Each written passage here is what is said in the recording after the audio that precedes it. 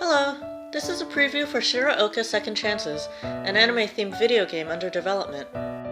My name is Colleen Chu, and I am a co-founder and community director for Okashi Studios, the company that's working on this game. In the previous video, we did an overview of the main screen, and you saw how doing different activities can affect the stats of your character.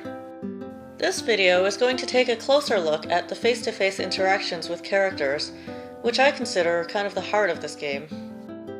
First, we'll use the phone book button to call one of the characters we've met. By the way, notice anything different in the phone book shown here compared to the phone book shown in the last video? We added these chibi faces next to the characters' names, as suggested by someone on our forums.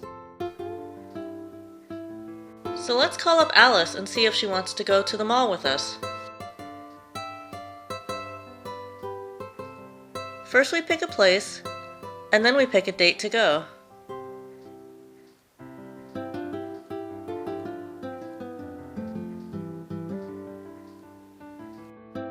The scheduling went smoothly this time, but that won't always be the case. The person you're calling might say no if they don't like the time or place that you chose, or if they don't like you enough, or some other reason. So now, if we pull up the calendar, we can see that this new event has been scheduled. Each of the characters in the game has their own set of stats, just like how the player character has stats to keep track of how he's doing at any given time. Now let's just do some activities to pass the time until next Saturday.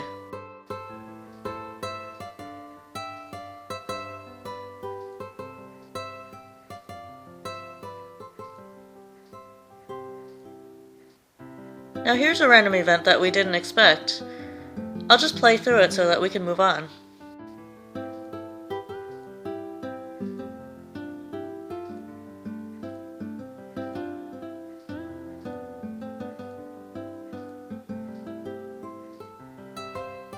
Finally, it's Saturday, time to meet Alice. We get time to advance by choosing an activity to focus on for this time period. The day begins by showing a chibi of the player walking from his house to the place that you're meeting Alice. If you played our demo at an anime convention last year, one change you might notice is that now you can click anywhere on the screen to advance the text, not just inside the box. This was something a lot of demo players suggested to us, so we made sure to include it.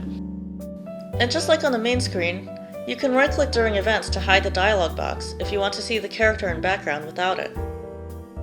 Right away, we have to make a choice in the event. Where should we go shopping? Each of these leads to separate branches with their own separate dialogues.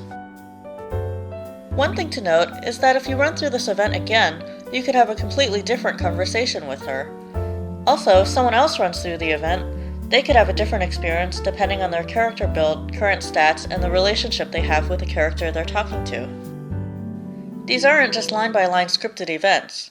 The stats that you have and the choices you make really do affect what happens in the game.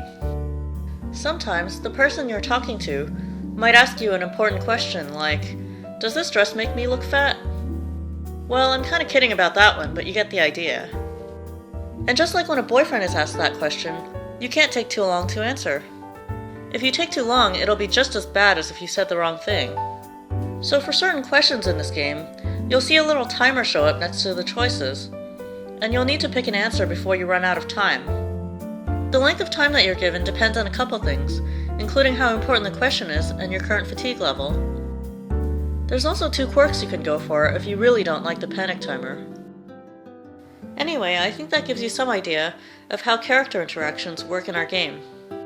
As we always say, this is still a work in progress, so if you have any comments or suggestions for us, be sure to post on our forums about it.